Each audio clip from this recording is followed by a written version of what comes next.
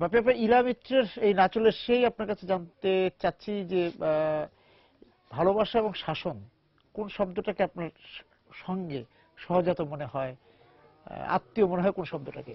ভালোবাসা। কেন মানে এই যে কিন্তু আপনি তো শাসনের সঙ্গে বিভিন্ন সময় ভালোবাসলেই শাসন করা যাচ্ছে।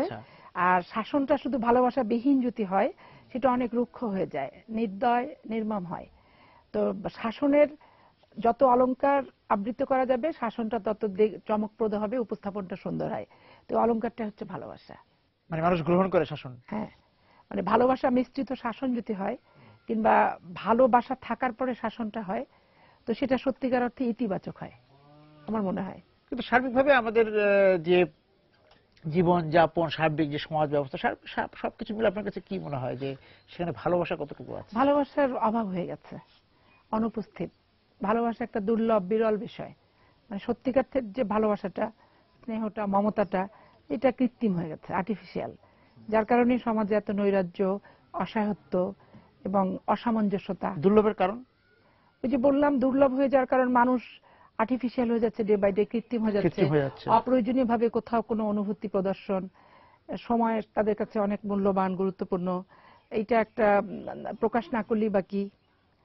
এরকম মানুষ যত আত্মকেন্দ্রিক হয়ে যাবে তত তো প্রকাশ ভঙ্গিমা কমে যাবে। এবং সেক্ষেত্রে যে যারা নেতৃত্বে আছেন, আপনিও তো রাজনীতির সঙ্গে যুক্ত আছেন, হ্যাঁ, সেই জায়গা থেকে বলা যে সেখানেও কি এই কৃত্রিমতা চলে এসছে? কৃত্রিমতা যখন আছে, রাজনীতি তো সমাজ থেকে বিচ্ছিন্ন করার কিছু নয়। তো সমাজ এবং মানুষের সব প্রতিদিনকার নিত্য নৈমিত্তিক ঘটনাগুলোই তো রাজনীতিকে প্রভাবিত করে, বিস্তার লাভ করে। তো তা তো হবেই কিছুটা। কিন্তু যে আমাদের রাজনীতির যে উত্তরাধিকার সূত্রে যে রাজনীতি, পরম্পরায় যে রাজনীতি আসে, সেখানে তো ভালোবাসাটা ছিল। সেখানে ভালোবাসা আছে, থাকবে, ছিল, আছেও, হ্যাঁ, থাকবেও। হ্যাঁ, কিন্তু এই যে কিন্তু আপনি বলছেন যে এখন কমে যাচ্ছে, হ্যাঁ, কমে যাওয়ার কারণটা কি? যে আপনি বলছেন যে অনুভূতিহীন হয়েছে, তাহলে যারা নেতৃত্বে থাকেন, যারা মানুষকে নিয়ে রাজনীতি করেন, তারা অনুভূতিহীন যদি হয়ে যায় তাহলে রাজনীতি কিভাবে মানুষকে স্পর্শ করবে? অনুভূতিহীন যে রাজনীতিবিদরা হয়ে গেছে আমি সেটা বলছি না। রাজনীতিবিদরা যেখানে ভালোবাসাটা প্রদর্শন করবে, শো করবে, যাদেরকে ভালোবাসবে, যাদেরকে ভালোবাসবে, এই সংখ্যাগরিষ্ঠ মানুষই এখন ভালো মন্দ, লাভ লস, উচিত অনুচিতের খতিয়ান নিয়ে ব্যস্ত হয়ে আছে। কারা শিখিয়েছে এই খতিয়ান? এটা কি এই যে যারা আপনারা যারা নেতৃত্বে আছেন তারাও তো ওই নীতি মেপেই তো রাজনীতি করছে? এটা 111 সরকার শিখিয়েছে সত্যিকার অর্থে, রাজনীতিবিদরা শিখায়নি, অরাজনৈতিক সরকারই শিখিয়েছে। কারণ রাজনীতিবিদদেরকে কলুষিত করার জন্য, রাজনীতি বিমুখ পরিবেশ তৈরি করার জন্য, রাজনীতি বিমুখ রাষ্ট্র তৈরি করার জন্য, রাজনীতির প্রতি বীতশ্রদ্ধা আসার জন্য হেন প্রচেষ্টা নাই যে 111 সরকার করে নাই। তো ব্যাপক আকারে করার কারণে সমাজে একটা যে রাজনীতিতে যারা বহিরাগত তারা এসে এই বিষয়গুলো অরাজনৈতিক ব্যক্তি যোগ করেছে এবং সব জায়গাতেই দেখবেন রাজনীতিবিদদের চেয়ে তারা শক্তিশালী হয় কি, শক্তিশালী না, কিন্তু সংখ্যাটা ডে বাই ডে বেড়ে যাচ্ছে। যেমন বর্তমান পার্লামেন্টে রাজনৈতিক কর্মীর মনোনয়নের চেয়ে রাজনৈতিক কর্মীর মনোনয়ন না পেয়ে অরাজনৈতিক ব্যক্তিরা মনোনয়ন পেয়ে নির্বাচিত হওয়ার কারণে পার্লামেন্টেও দেখবেন যে পারস্পরিক সৌহার্দ্য, সম্পর্ক, আন্তরিকতার অনেক কিন্তু কমে গেছে। ঠিক রাজনৈতিক দলেও পার্লামেন্টারি পলিটিক্সের কারণে সিটটা রিটার্ন করাটা বড় ফ্যাক্টর। এখানে মানিকে সবচেয়ে বেশি গুরুত্বপূর্ণ হিসেবে রাজনৈতিক দলের নেতারা ধরছে।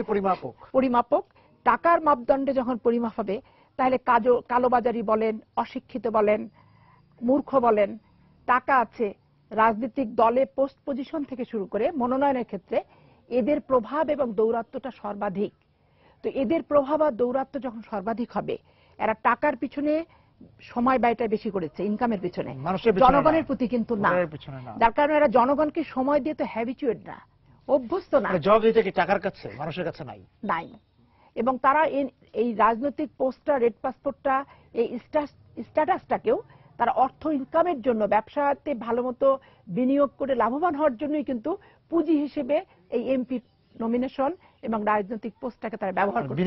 বিনিয়োগ স্বাভাবিক কারণে একটা অরাজনৈতিক ব্যক্তি, আমরা মাঠ লেভেল থেকে যারা রাজনীতি করে আসছি, কর্মীদের সাথে কিরকম ব্যবহার করতে হয়, কর্মী ছাড়া কিন্তু আমাদের ঘুম আসে না।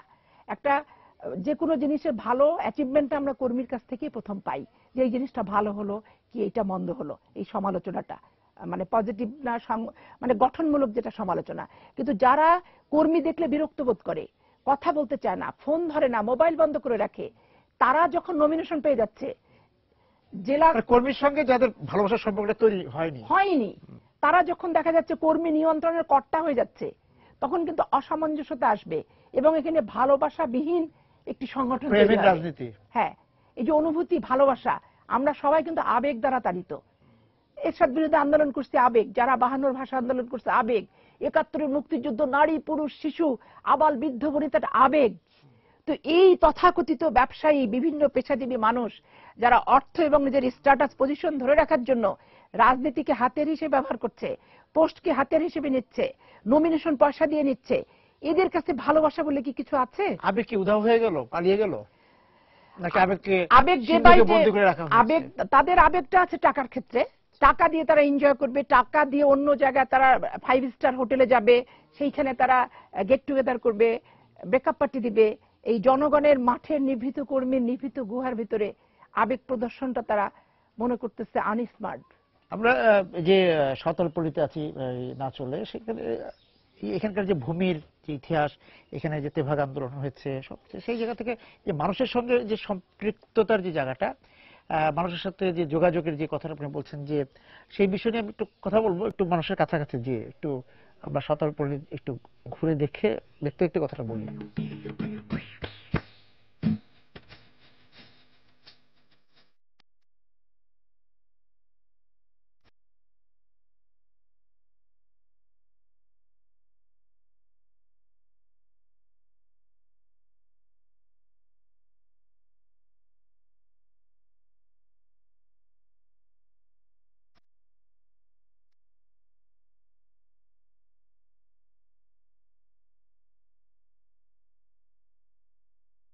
আমরা যেটা আলোচনা করছিলাম যে নাচনের সম্পর্কে, যে তারপরে কিন্তু যে এখানকার সাধারণ মানুষ মানে রাজনীতি মুখী এখনো আছে, যে খবরাখবর নিচ্ছে।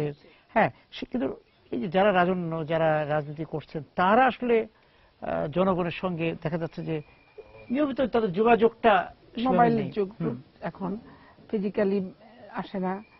মোবাইল দেখা গেল একটা মানুষ 10 বার ফোন করে মোবাইল বন্ধ, আবার নেতার যখন প্রয়োজন হলো যাকে তখন ফোন দিল। তারপরে দেখা যাচ্ছে ব্যবসায়ীরা রাজনীতিতে এসে টাকা পয়সা দিয়ে কিছু কর্মীকে কর্মচারী করে নিছে, যাদের মাসহারা বেতন দেয় এবং বলে যে যেখানে থাকবে আমার পক্ষে বলবি। আচ্ছা, মানে পলিটিক্যাল এক্সিকিউটিভ, মানে রাজনৈতিক। তারপর জাকাত সাদকা আমাদের ইসলামিক ধর্মমতে কোনো স্বার্থকে কেন্দ্র করে, স্বার্থ সংশ্লিষ্ট কেন্দ্রকে ব্যবহার করা যাবে না জাকাত ফেতরা।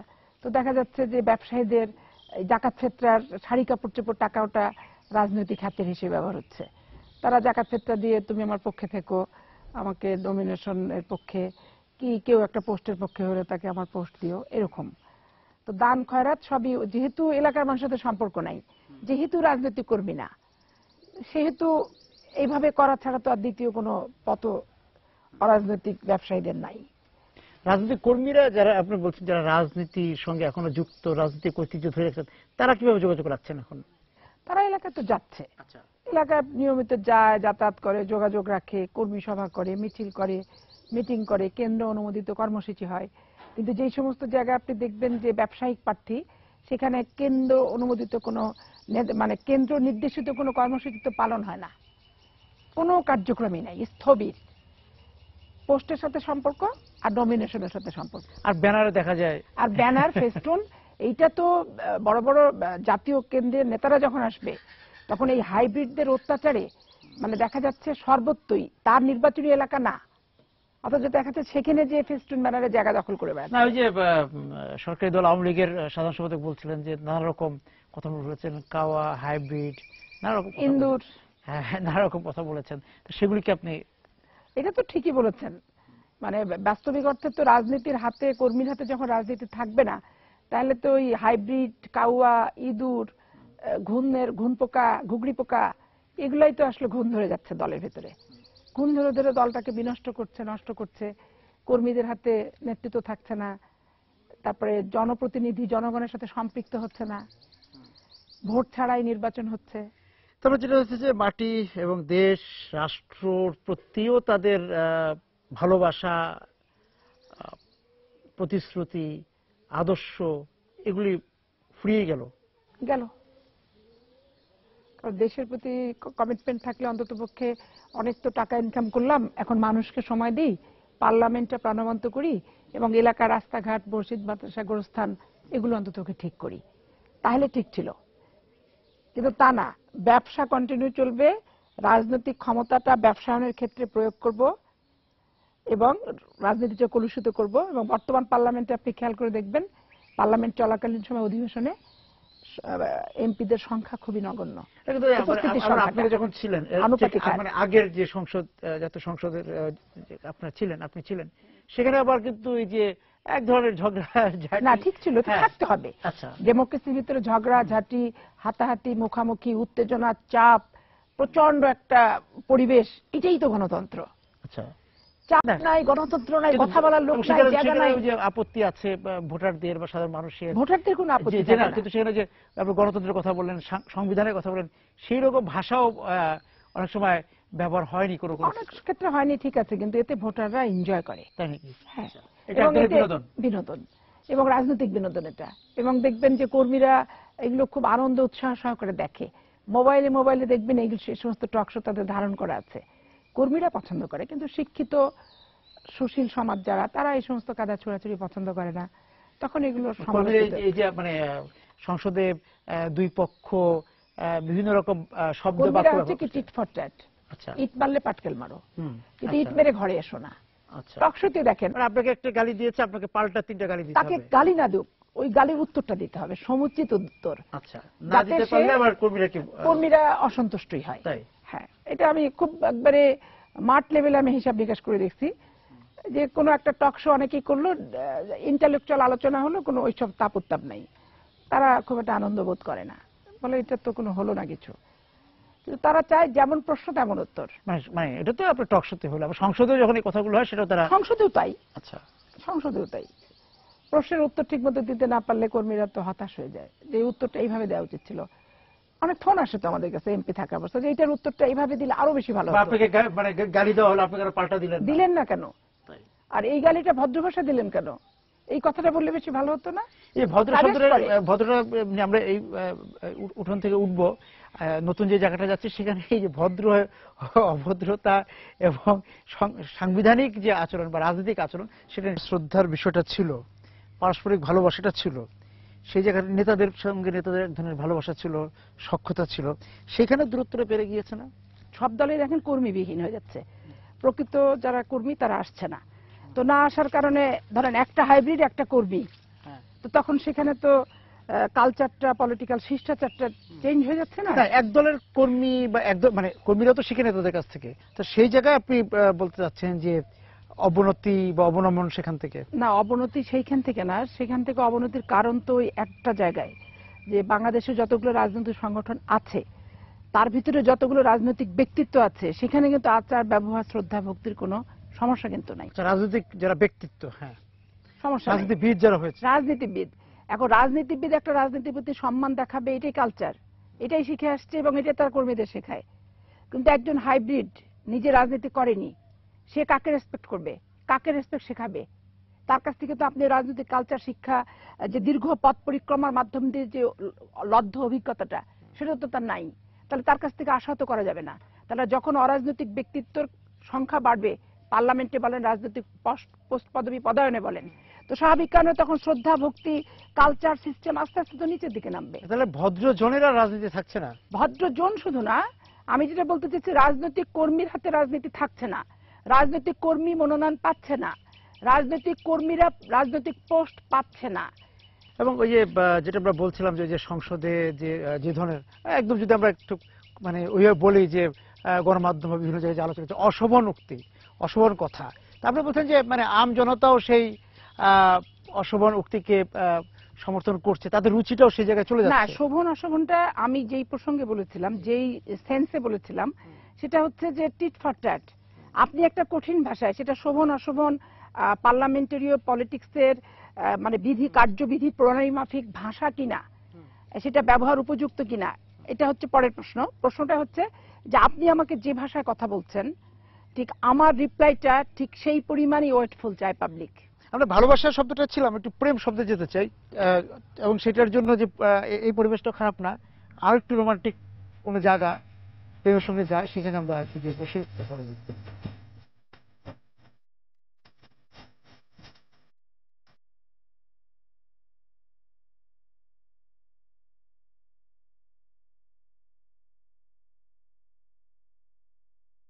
আপনার তো চর্চাটা কলেজ থেকে হয়েছে, বিশ্ববিদ্যালয় থেকে হয়েছে, স্কুল থেকে হয়েছে। তো এই যে, এবং ওই যেখান থেকে আমরা রাজনৈতিক চর্চা, সেখান থেকে কিন্তু প্রেমের চর্চা শুরু হয় ওটা, যে স্কুল কলেজ করিডোর।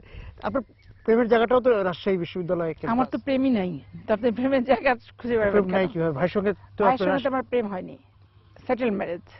মানে এক ক্যাম্পাসে থাকার পরেও? না, এক ক্যাম্পাসে থাকার পরও। আবার একই দল করার পরেও? একই দল করার জন্যই বিয়েটা হয়েছে। তাই? সেটেল ম্যারেজটা একই দল করার কারণে। কারণ এখানে হয়েছে কি, আমরা যখন ফার্স্ট ইয়ারে ভর্তি হয়েছি, ওরা তো তখন পাশ করে বের হয়ে যাওয়ার পথে। ঠিক আছে, যেহেতু ইউনিভার্সিটির প্রেসিডেন্ট ছিল, তার নেতৃত্বে আমরা দল করছি বিশ্ববিদ্যালয়ে। এখন সে লিডারটা এমন ছিল যে ওই কর্মীদের সাথে প্রেম করার মতো ব্যক্তিত্ব কিংবা ওই রকম মানসিকতাটা তার ছিল না। আর আমাদের মাথার ভিতরে কখনো আসেনি ছোটবেলা থেকে, যেহেতু আমার উপরে দুটো বড় বোন ছিল, বিয়ে করতে হবে, বিয়ে প্রাপ্তবয়স্ক করবো, এটা ঠিক আছে, কিন্তু প্রেম ট্রেম না। তো সেখানে ধরেন যে ওরা তো পাশ টাশ করে বের হয়ে চলে গেল, আমরা থেকে গেলাম। থেকে যে এক পর্যায়ে যখন শিরিন খোকনের বিয়ে হলো, তারপর ঢাকা বিশ্ববিদ্যালয়ের নেতার আর নেত্রীর বিয়ের মানে হিড়িক ধরে গেছে, তখন এটা একটা মানে টপ অফ দা দলের ভিতরে আলোচনা, যে হচ্ছে তাহলে পাপিয়া আর হারুনের বিয়েটা হলো, বিয়ে করা হয়ে গেছে, সমাপ্ত হয়ে গেছে, ইলিয়াস আলী থেকে শুরু করে সবাই, এবং অনেক হলের ভিপি, এজিএস, মহিলা হলের এজিএস, জিএস, এদেরকে। তখন জিনিসটা রাজশাহী বিশ্ববিদ্যালয়টা তো সংক্রমিত হয়নি, কারণ সম্পর্ক তো নাই। প্রেমের সম্পর্ক থাকলে সেই জিনিসটা আগায় যাবে, তো হয়নি। তো এই জিনিসটা তখন সবাই মিলে বলা কওয়া করতে করতে, হারুন পাপিয়ার তাহলে বিয়ে দিলে ভালো হতো, বিয়ে করে না কেন, এই সেই। কিন্তু বেসিক্যালি তো সম্পর্কটা গড়ে ওঠেনি আমাদের ভিতরে। মানে একটা মানে জুটি ছিল, কিন্তু সেটা কাজে লাগলো না। জুটি মানে রাজনৈতিক ভাবে জুটি, বাট হচ্ছে রোমান্টিক কোন জুটি না, কাজে লাগছে না। তারপরে উনিও পাশ করে বেরোয় চলে গেল, আমিও অনার্স দিচ্ছি, দিব 94-এ লাস্ট আমার জীবনের টেলিভিশন বিতর্কে গেছি। তো তখন সিটি কর্পোরেশন নির্বাচন, ওইখানে 94, তখন আমাকে ব্যারিস্টার আমিনুল হকের জমিউদ্দিন সরকারের দায়িত্ব ছিল। তারা তখন তাদের দায়িত্বটা আমার ঘাড়ে বর্তায় দিল, তুমি বক্তৃতা দিয়ে ভোট টোট চাও। ওইখানে ব্যাপকভাবে ঢুকে গেলাম, দিয়ে যে ওইখানে একটা আলোচনা সমালোচনা এবং মুখে মুখে নাম। আর ঠিক ওই আমি যে এলাকাটা আমার দায়িত্ব ছিল, আমার ননদের বাসাও সেই এলাকায়, তারাও আমার নাম শুনছে, রাজশাহী বিশ্ববিদ্যালয়ের পাপিয়া, তখন যারা তো চিনি, দিয়ে সবার মুখে মুখে যখন, তো যাই হোক আলোচনাটা যেভাবে পজিটিভলি হয়েছে আর সবকিছু মিলামিশা, তখন তারা চিন্তা করছে যে আসলে হলে তো ভালোই হয়। দিয়ে আমি আমার প্রোগ্রাম করছি ওখানে, আমার বাবার ঠিকানা নিয়ে বাবার সাথে ডেকে কথাবার্তা বলে আলাপ আলোচনা করে তখন হচ্ছে বিয়েটা সেটেল হয় 94-এ, যে হ্যাঁ বাবার সেটেল করা। আমাকে জিজ্ঞেস করছে কোনো চয়েস আছে কিনা, তা আমার তো চয়েস নেই। তো তাহলে যেখানে বিয়ে ঠিক করবো সেখানে করবো। হ্যাঁ, তা করবো। তো বিয়ে ঠিক করে ফেললাম। আচ্ছা, কিন্তু ওই যে মানে ক্যাম্পাসে থাকাকালীন আর ওই ধরনের কোনো রসায়ন তৈরি হয়নি? না, আর সুযোগও ছিল না, কারণ এমনি একটু কনজারভেটিভ রাজশাহী বিশ্ববিদ্যালয়ের মানসিকতাটা। ছাত্র রাজনীতিতে যারা আসতেন তাদের মধ্যে একটা রোমান্টিসিজম ছিল এক সময়, সেটা কি এখন নেই? ছাত্র রাজনীতি তো নেই। ছাত্র রাজনীতি নেই? কোথায় আছে? কলেজ সংসদ নির্বাচন নাই, সম্মেলন নাই। কিন্তু ছাত্র সংগঠনগুলো তো আছে। সংগঠন তো সব যার যার পার্টি অফিসে বসে কমিটি করছে। কমিটি আছে বলেন, সংগঠন আছে কিনা আমি বলতে পারবো না। কমিটি আছে? কমিটি আছে, সব ছাত্র সংগঠনেরই কমিটি আছে, কিন্তু সংগঠন আছে কিনা সেটা বলতে পারবো না। কারণ দেশের যা পরিস্থিতি, এখন একটা ছাত্র গণজমায়েত হতে দেবে না। ছাত্র গণজমায়েত করলে বুঝতাম যে ওই কমিটিটার নেতৃত্বে কতগুলো ছেলে আছে, কিংবা ওই কমিটিটা ভালোভাবে করলো, সার্থক হলো না, বিফল হলো। তো এখন ধরেন কমিটির তো কোনো কার্যকারিতা রাজনৈতিক না থাকার কারণে, কাজ না থাকলে কমিটি থাকবে, আর তো কিছু থাকবে না। যার কারণে সংগঠনও নাই, রাজনৈতিক চর্চা নাই, কমিটি আছে। নেতৃত্ব তৈরি হওয়া খুবই ডিফিকাল্ট। রাজনৈতিক নেতৃত্ব তৈরি করতে গেলে ছাত্র রাজনীতিটাকে আবার নতুন করে সুন্দর করে আগের জায়গায় নিয়ে যেতে হবে, এবং ছাত্রদের হাতে ছাত্র রাজনীতিটা ছেড়ে দিতে হবে, এবং সেটা যাতে শিক্ষা প্রতিষ্ঠান কেন্দ্রিক নতুন ছাত্রদের দ্বারাই হয়, আদু ভাই দিয়ে না, ডাবল কোর্সে ভর্তির আলাদের না, রানিং ছাত্র যারা। ছাত্র রাজনীতি শুরু হলে তখন দেখবেন নির্বাচন যখন হবে, ইলেকশন যখন হবে, ভিপিজিএস হতে কার না ইচ্ছা চায়? আমরা তো প্রথমে ভিপিজিএস হতে চাইছি, তারপরেও এমপি হওয়ার স্বপ্ন দেখছি, তারপরে অন্য কিছু হওয়ার স্বপ্ন, তাই না? তো ধাপে ধাপে ধাপে ধাপে এখন ছাত্র রাজনীতি না থাকলে, ছাত্র নির্বাচন না থাকলে, ছাত্র গণজমায়েত করতে না পারলে, ছাত্র কেন্দ্রিক দাবি দাবা না থাকলে, আমরা কি বলছি, হলে হলে সাবসিডি বাড়াতে হবে, চিকিৎসার পণ্য সামগ্রী দিতে হবে, সিট চাই, বাস চাই, লাইব্রেরিতে পর্যাপ্ত বই চাই, এগুলো তো স্লোগান বক্তৃতার মাধ্যমে দিয়েছি। কিন্তু এখন কি ছাত্র সংগঠন বাংলাদেশের সরকারি বলেন বেসরকারি বলেন এই স্লোগান বললেন কি যে আর ছাত্র আছে? রাজনীতি নেই, কারো কারো কেউ কেউ বলেন যারা আপনারা রাজনীতি করতেন, এখন যারা এই পর্যায়ে এসছেন হয়তো বলে যে এখন তো ছাত্র রাজনীতির, এখন ছাত্র নামের যারা আছেন তারা বিভিন্ন নেতার রাজনীতি করেন। নেতার রাজনীতি সংগঠনের লেজুর ভিত্তিক। কবিতাও কিন্তু হয়েছে রাজনীতি ভিত্তিক কবিতা, এবং এই কবিতাগুলো কিন্তু আপনারা যারা বক্তব্য দিয়েছেন, বক্তৃতা দিয়েছেন, স্লোগান দিয়েছেন, বিশ্ববিদ্যালয়ে ঘুরে ঘুরে, হলে ঘুরে ঘুরে, সেটা তো ছিল, রাজপথে কবিতা ছিল, সেই রাজনৈতিক কবিতাও কমে গিয়েছে না? তা তো কমে গেছে। আগে কবিতা প্রত্যেকটা অকেশনে দেখা যায় 21শে ফেব্রুয়ারি, 26শে মার্চ, পহেলা বৈশাখ, রবীন্দ্র জয়ন্তী, নজরুল জয়ন্তীতে কবিতা আবৃত্তির আসর হতো। তখন কবিতার বই কেনার একটা পাগলের মতো আমরা ছুটে যেতাম যে অমুক কবির বই আবৃত্তি করতে হবে। তারপরে বিশ্ববিদ্যালয় হলে হলেও কম্পিটিশন হতো, বিশ্ববিদ্যালয় কেন্দ্রিক কম্পিটিশন হতো হল হওয়ার পর, যাতে একবারে বিশ্ববিদ্যালয়ের ভিতরে। সবই তো কমে গেছে, সবই কমে গেছে, যার কারণে সত্যিকার অর্থে শিক্ষার্থী মেধাবী এবং একজন একজনকে ঘায়াল করা সেটা কবিতার মাধ্যমে হতো, কবিতার মাধ্যমে এবং হতো। আপনাদের মধ্যে প্রেম না থাকলো, যে নেতা বা নেত্রীদের মধ্যে প্রেম ছিল সেখানে তো এটা চলে কবিতা আসতো, দিয়ে কথোপকথন হতো, কবিতা দিয়ে কথা হতো। মনের ভাব প্রকাশ সেরকম একটা আদল নিয়ে করতো যে আমি আমাকে ভালোবাসি, ঠিক আছে, এরকম একটা ভালোবাসার কবিতা পাঠ করি। কিন্তু সবকিছু এখন কমে গেছে। কবিতার বই মেলাতে যে দেখেন কবিতার বই কতটুকু হয়, বিক্রি হচ্ছে, বিক্রি হওয়ার পর সেটা উগলানোর তো জায়গা নাই, যে কবিতা আবৃত্তি করে করবো সেরকম কিন্তু নাই। হ্যাঁ, প্রেমটা হয়তো সরাসরি করা হয়নি, কিন্তু একটা মন তো ছিল না, মনের ব্যাপারটা হচ্ছে কি, পছন্দ অনেকেই করতো, প্রপোজও অনেকে করেছে, অনেকে একতরফা ভাবে পছন্দ করে বিশ্ববিদ্যালয় ক্যাম্পাস থেকে বিদায় নিচ্ছে, কি কলেজ ক্যাম্পাস থেকে, মানে আপনাকে বলার কেউ সাহস পায়নি ম্যাক্সিমামই পাইনি। কেন? মানে তখন থেকে আপনি একটু আমি একটু আত্মহত্যা- ডেসপারেট, আর হচ্ছে বলতে যে চালা মাইরি খাবো, মানে নেগেটিভ হয় এক জিনিস, কিন্তু মাইর খাওয়ার একটা টেনশন থাকলে যে আমাকে পছন্দ করে ভালোবাসে সে তো আর আগায় আসতে কোনো চিরকুটও আসেনি? না, চিরকুট দেওয়ারও সাহস কেউ পায় না। ভয়াবহ এই অবস্থা। ক্ষেত্রে আমার জীবনটা একটু ভিন্ন প্রকৃতির। মানে আপনি এটাকে বলবেন খুব বিরস অবস্থা, বিরস টিরস না, মিস মানে মানে মানে মানে মিস করেন তো যে কেউ একটা চিরকুটও দিল না এটা মিস একদমই করি না, ডিসলাইক করি। চিঠি এগুলি না না না, পছন্দ করি কবিতা না। লিখেছে কেউ কখনো? সাহসই পাইনি। কবিতা লিখতে কবিতা লিখলে আমাকে তো দূর থেকে- দেখাতে ও, হবে, আচ্ছা, আচ্ছা। আমাকে দেখানোর সাহস কেউ পাইনি। এখন গোপনে গোপনে লিখে নদীর উপর থেকে বসে কেউ লিখেছে? হ্যাঁ বালিশের নিচে রেখে দিচ্ছে কিনা সেটা আমি বলতে পারবো না। তবে জানতাম, বুঝতে পারতাম যে অমুক ভাইটা খুব পছন্দ করে, মানে সিনিয়র ভাই, কিন্তু বেচারা বলতে এসেও বলতে পারে না, এরকম একটা অভিব্যক্তি। তারপর সার্কেলের ভিতর থাকে না সিনিয়র ভাইরা একসাথে একটা সার্কেল, যেমন সুগার মিল অ্যাসোসিয়েশন, ওখানে দেখা যায় ও আচ্ছা, আপনি যে নাটক সুগামের কথা বলছেন। সব সুগার মিল, আচ্ছা, হ্যাঁ। বাংলাদেশে 19টা সুগার মিল, আচ্ছা, আপনি বিভিন্ন সময় অফিসারদের ছিলেন। ছেলে আচ্ছা, মেয়েরা হ্যাঁ, একটা অ্যাসোসিয়েশন ছিল বিশ্ববিদ্যালয়ে, ওদের ভিতরে হয়তো অনেকে পছন্দ করতো। একসাথে খাচ্ছি দাচ্ছি উঠছি বসছি বাড়ি যাচ্ছি, মহানন্দার ট্রেন ধরে, বুঝতে পারি তাকনি বাহনি চাহনি, কিন্তু বলার সাহস পায় না। তাহলে আপনার তাকানোটা খুব, ওদের তাকনি বাহনি দেখে বুঝতাম না আপনার দিকে তাকানো, কিন্তু আপনার তাকানো একটু ভয়াবহ ছিল। ছিল মনে হয়, আপনি এখনো সেভাবেই তাকান নাকি? মোটামুটি তাই। অভ্যাসের খুব একটা পরিবর্তন হয়নি। কিন্তু এই যে এই যে কেউ কেউ ভয়ে চলে যাচ্ছে, কেউ না বলে চলে যাচ্ছে, কিন্তু সেটা তো নিজে আবার একটু আনন্দই পেতেন একটু ভিতরে মজাই পেতাম। পুরোটাই এই যে দস্যিপনা দিয়ে যাচ্ছে, এবং এই যে দস্যিপনা বা দস্যি মেয়ের পরিচয়, সেটাকে আপনি উপভোগ করেন?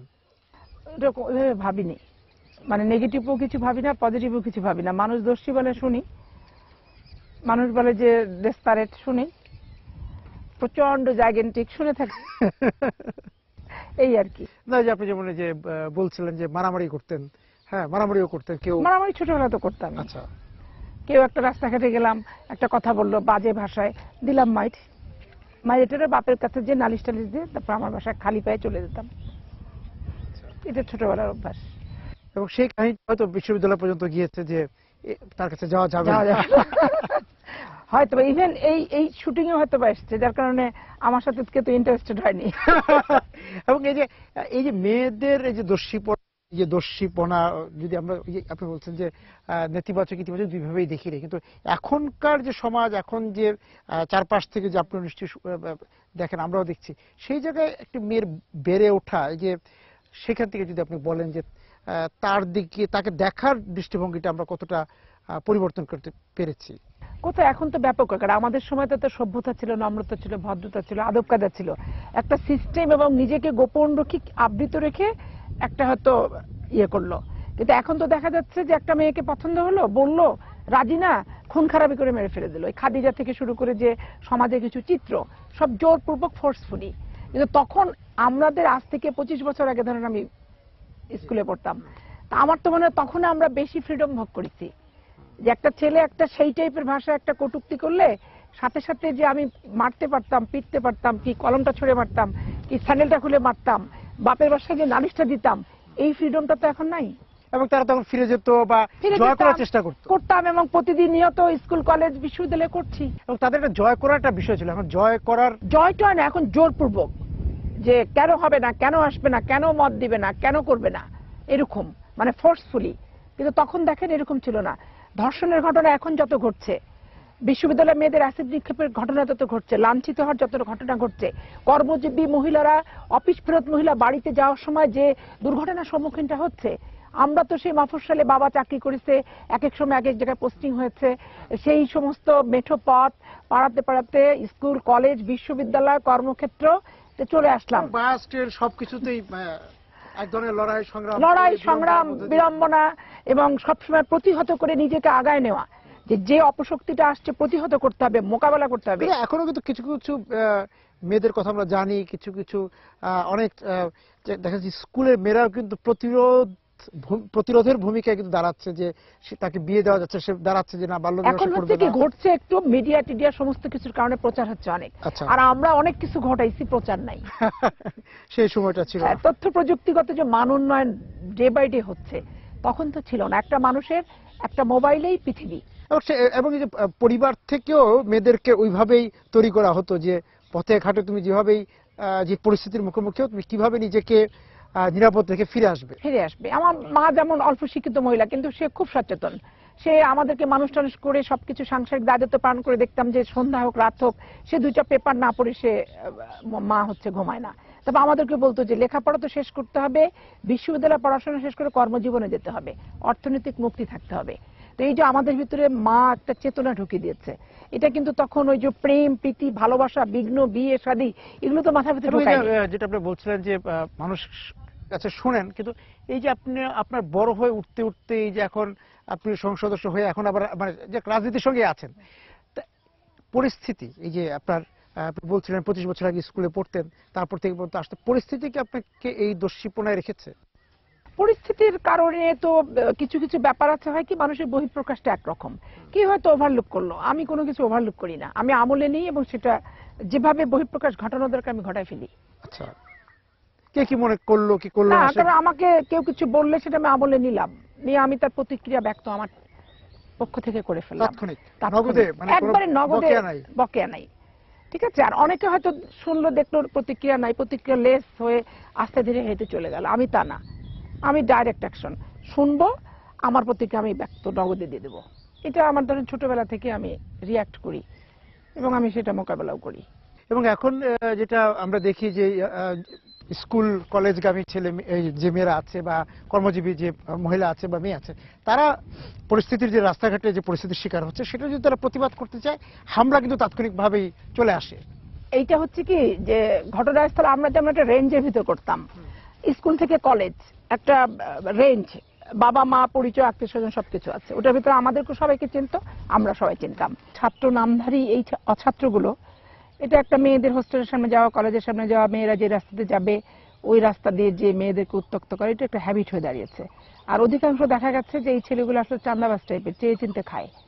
তারা একটু প্যান্ট শার্ট পরতে পারছে, পরে স্কুলগামী কলেজগামী মেয়েদের পিছন লাগতেছে। তো এদের অরিজিন যেটা, এটাই তো আসলে খারাপ। যে দেখা যাচ্ছে যে মোটামুটি আমি খুব বনিদি বলবো না, কিন্তু আর্থিকভাবে সচ্ছল পরিবারের ছেলেদের কেউ কিন্তু এই জায়গায় আমরা দেখতে পাই। অভিজাত ঘরের ছেলেদেরও তো কালচারাল কিছু নাই সময় কাটানোর।